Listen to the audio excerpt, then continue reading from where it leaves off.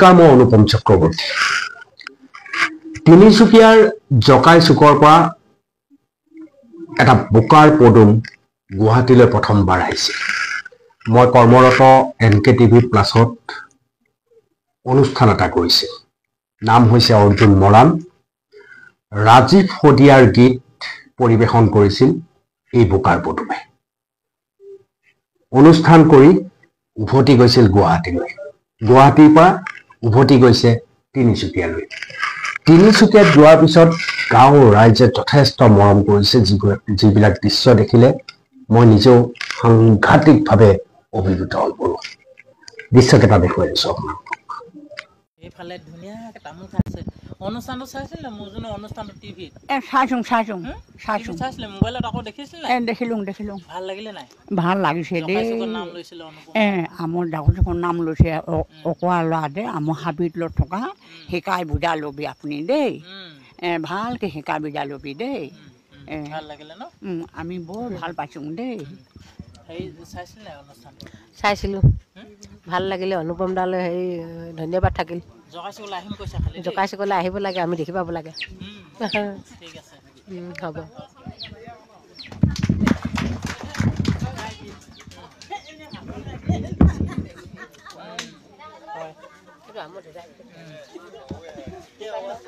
মই তামোলডোখৰ খাইছোঁ দেই। হ'ব। অনুপম দা এইখন ঘৰলৈ আহিম কৈছে। এই যে টিভি চাইছিলে নাই? চাইছিলোঁ। কেনেকুৱা লাগিলে? ভাল লাগিলে, বহুত ভাল লাগিলে। আহিব তেওঁ গুৱাহাটীৰ পৰা এই জকাই চুকলৈ আহিব। আহক ক, আমাৰ ভগা ঘৰবোৰ চাবলৈ আহিব। ৰৈ আছে ন তেওঁ? ভালে লাগিলে। ঠিক আছে। তেওঁ আহিলে কি দি পঠাব? মাটিমাহ, খালো হয়নে? কাঠ আলু নাই যে, আছিলে এদাই হ'ল এতিয়া। ঠিক আছে, যিটোকে থাকিব সেইটোকে দিব লাগিব আৰু কিটো লাগিব শিকাই থৈ যাওঁ দেই। অ'কে, এতিয়া অনুপম দা গাঁৱলৈ আহিম কৈছে হয় ন? কেনেকুৱা? বহুত ভাল লাগিছে। বহুত আশাৰে ৰৈ আছোঁ আমাৰ গাঁওবাসী যুৱ সংঘ মহিলা সমিতিয়ে অনুপম দা অহালে সোনকালে হওক, অতি সোনকালে অহাৰ বাট চাই ৰৈ আছোঁ আমি। এতিয়া গাঁৱৰ পৰা ল'ৰা গৈ একদম মহানগৰ পালে। কেনেকুৱা গাঁওবাসী হিচাপে অনুষ্ঠানটো চাইছিল নাই? চাইছিলোঁ। কেনেকুৱা লাগিছে? বহুত ভাল লাগিছে। মনত মানে একদম সুখী অনুভৱ হৈছে। আমাৰ ইমান ভিতৰুৱা গাঁওখনৰ ল'ৰা এজনে যে এনে এখন প্লেটফৰ্ম পাইছে, তাৰ বাবে একদম বহুত সুখী আমি নিজকে। বহুত ধন্যবাদ। অনুষ্ঠানটো চাইছিল নাই? চাইছোঁ। বহুত ভাল লাগিলে। আমি লাইভ চাইছোঁ। কেইবাগৰাকী আমি একেলগে চাইছোঁ। বহুত ভাল লাগিলে। বহুত ভাল লাগিলে।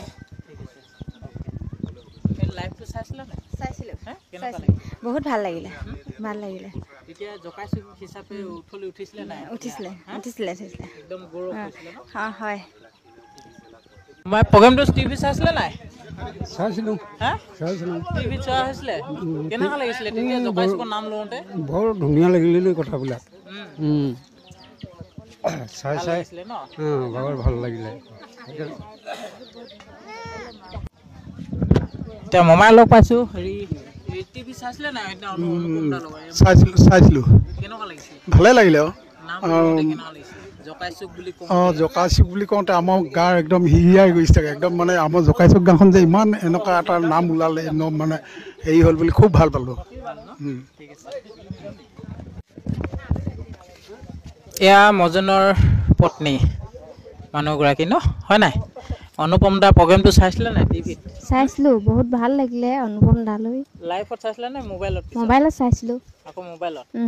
অ'কে। এতিয়া অনুপম দা আহিম কৈছে নহয়? আহিব। কি ক'বা অনুপম দা? আমাৰ ঘৰলৈ আহিবলৈ অনুৰোধ কৰিছোঁ অনুপম দা। ঠিক আছে। আৰু কিবা ক'বা নেকি? মজন যে এতিয়া গাঁৱৰ পৰা গুৱাহাটী পাইছেগৈ, ৰাইজক কিবা ক'বা নেকি?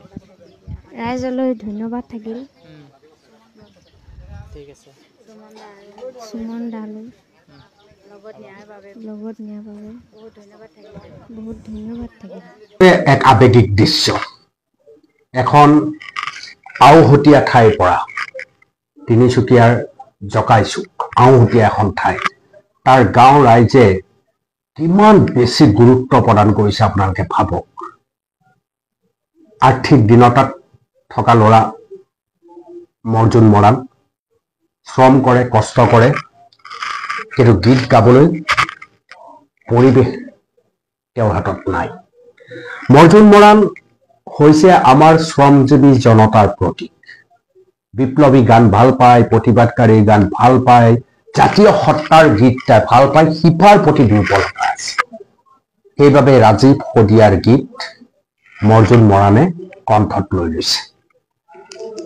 প্ৰিয় দৰ্শক, গুৱাহাটীত প্ৰথমবাৰৰ বাবে আহি গীত পৰিৱেশন কৰিলে, উভতি গ'ল, আৰু উভতি যোৱাৰ পিছত মোৰে এগৰাকী ভাতৃ অভিজিত মোক কথা দিছিল সহায় কৰিম, সহায় কৰিবলৈ গৈ এটা পৰিৱেশ পালে।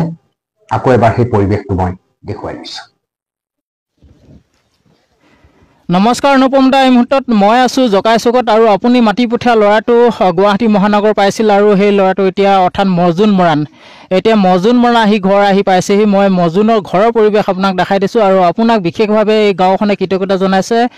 গাঁৱৰ যুৱ সংঘ, মহিলা সমিতিয়ে সকলোৱে ইয়াতে কৃতজ্ঞতা জনাইছে, আৰু গাঁৱৰ এই পৰিয়ালটোৱেও এতিয়া এই পৰিয়ালটো আপোনাক বিশেষ কৃতজ্ঞতা জনাইছে। মই এই মুহূৰ্তত এই ভিডিঅ' আপোনালৈ পঠিয়াই দিছোঁ।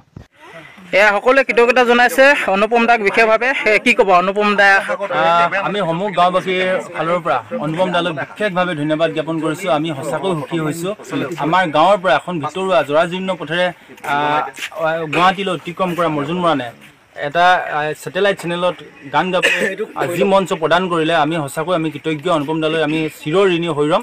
আমি ধন্যবাদ জ্ঞাপন কৰিছোঁ। অ'কে, আৰু অনুপম দাৰ ষ্টুডিঅ'ত এগৰাকী ফোন কৰিছিলে, কি ক'বা এতিয়া? কথা মতে কথা হয়নে? কথামতে কথা হ'ব লাগিব। আচলতে আমি মানুহ হিচাপে কথা দি কথা ৰাখিব লাগিব। আৰু যিহেতু ভাতৃক অনুপম দাক ধন্যবাদ জ্ঞাপন কৰিছোঁ, সেইদিনা আমাৰ ঘৰটো মই ধন্যবাদ জনাইছোঁ, আজিও ধন্যবাদ জ্ঞাপন কৰিছোঁ। আমাৰ জকাই চুকৰ মৰ্জুন মৰাণৰ বাসগৃহৰ পৰা মৰ্জুন মৰাণ আজি মোৰ কাষত আছে। সেইদিনা অনুপম দাৰ কাষত আছিল, আজি মোৰ কাষত আছে।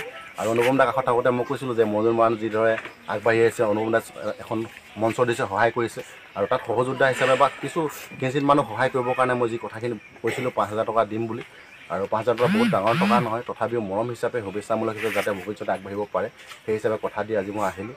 গতিকে হয়, অনুপম দা, এই মুহূৰ্তত মই ঘৰৰ পৰিৱেশ দেখাই দিছোঁ আপোনাক। এনেদৰে এতিয়া গাঁওসকলৰ ৰাইজে আছে ইয়াতে, আৰু ইয়াতে আপোনাৰ চিনাকি এখন মুখ সুমনজিত, কি ক'বা? পালাহি। ধন্যবাদ জনাবই লাগিব। আৰু অনুপম দা প্ৰতিটো কৰ্মই আচলতে আমি ধন্যবাদ জনাওঁ। কেৱল মৰ্জুন মৰাণ বুলিয়ে নহয়, বিভিন্নজন সংগীত শিল্পী বা নিজৰ প্ৰতিভা থকা ব্যক্তিসকলক তেওঁ এখন মঞ্চ দি আহিছে, আৰু ভৱিষ্যতে আমাৰ শ্ৰদ্ধাৰ অনুপম চকৰী দাদা তেনেধৰণে কৰ্ম অব্যাহত ৰাখক। অসমৰ ৰাইজে সদায় মৰম কৰি যাব। পুনৰবাৰ তেখেতলৈ আমাৰ গাঁওবাসীৰ ফালৰ পৰা আন্তৰিকতাৰে ধন্যবাদ দিয়ক। মৰ্জুন কিবা ক'বা নেকি অনুপম দাক? মোৰ বিশেষ আচলতে মোৰ সুমন দা আৰু ধ্ৰুৱ দাৰ বিষয়ে ক'বলগীয়া আছে।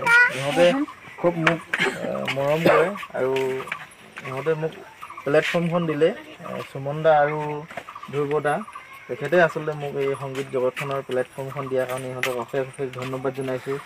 আৰু গাঁওবাসী ৰাইজলৈও মই আন্তৰিক ধন্যবাদ জনাইছোঁ। সিহঁতে মোক ইমান সহায় কৰাৰ বাবে, ইমান দূৰৰ পৰা আহি কিনে মৰম যাচিছেহি।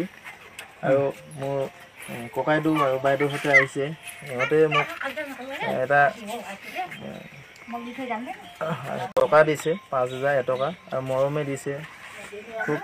খুব ভাল লাগিছে।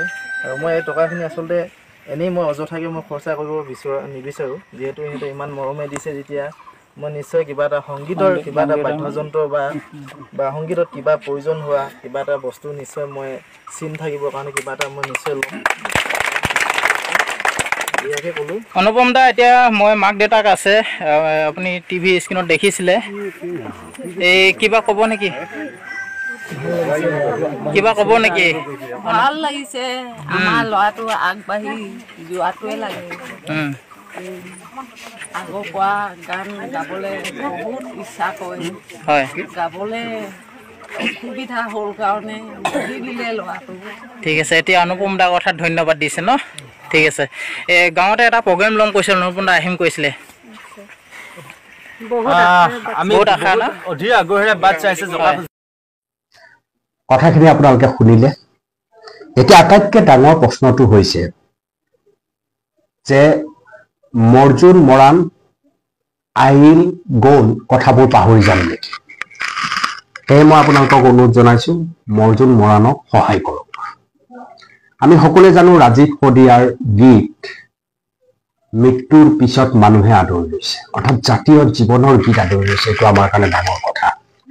15-16 চনতে মই ৰাজীৱ শদিয়াক লগ পাইছিলোঁ, তাকো উলিয়াই অনাৰ এটা চেষ্টা মই অকণমান কৰিছিলোঁ। সেই সময়তো ৰাজীৱ শদিয়াই খুব দুখ প্ৰকাশ কৰিছিল যে বিপ্লৱী গীত গাওঁ, ইউটিউবত নচলে, অনুষ্ঠানবিলাকক মাতে, পইচা নিদিয়ে, ককাইদেউ বহুত ধাৰ হৈ গৈছে, কি কৰোঁ। মই তাক নিৰ্ভয় প্ৰদান কৰিছিলোঁ আৰু ৰাজীৱ শদিয়াক কৈছিলোঁ যে তুমি যিটো পন্থা লৈছা, যি গীত লৈছা, এই গীতত এই ধৰণৰ প্ৰত্যাহ্বান থাকিবই। প্ৰত্যাহ্বান নেওচি পাৰ হৈ যাব লাগিব। পাৰ হৈ গৈছিলোঁ ৰাজীৱ শদিয়াই।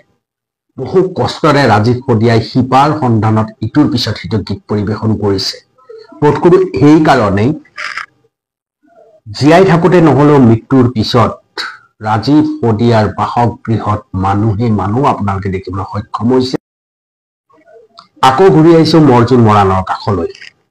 ৰাজীৱ শদিয়াৰ গীত দিহিঙে দীপাঙে যদি লৈ যাব লাগে, তেতিয়াহ'লে আমি মৰ্জুন মৰাণৰ দৰে চৰিত্ৰক সহায় কৰিব লাগিব। সি গীতৰ অনুশীলন কৰা নাই, তাক এটা হাৰমনিয়ামৰ প্ৰয়োজন হ'ব, তাবলা এযোৰৰ প্ৰয়োজন হ'ব, গীটাৰৰ প্ৰয়োজন হ'ব। দিনটোৰ কঠোৰ পৰিশ্ৰমৰ অন্তত গীত শিকাৰ এটা পৰিৱেশ থাকিব লাগিব, তেতিয়াহে কণ্ঠটো সুন্দৰ হৈ থাকিব লাগিব। সেইবাবে মই সকলোকে আহ্বান জনাইছোঁ, বোকাত ফুলি উঠা এটা পদুম, বোকাৰ পদুম হৈছে মৰ্জুন মৰাণ। প্ৰিয় দৰ্শক, তেওঁক পাহৰি নাযাব। জকাইচুকৰ মানুহেও বহুত উৎসাহ দিব খুজিছে মৰ্জুন মৰাণক। আপোনালোকেও সম্ভৱ হ'লে মৰ্জুন মৰাণক সহায় কৰক, যাতে ৰাজীৱ শদিয়াৰ গীতবোৰ পৰৱৰ্তী সময়তো বিভিন্ন ঠাইত পৰিৱেশন হৈ থাকে, স্তব্ধ হৈ নাযায়। কাৰণ ৰাজীৱ শদিয়াৰ গীত মানে জাতিটোৰ বহু কথা তাত লুকাই আছে। জাতিৰ কৃষ্টি সংস্কৃতি, ভাষা, জাতিৰ শিক্ষা ব্যৱস্থা, চৰকাৰী দমন নীতি, বহুত কথা লুকাই আছে। সহায় কৰিব মৰ্জুন মৰাণক, মোৰ অনুৰোধ।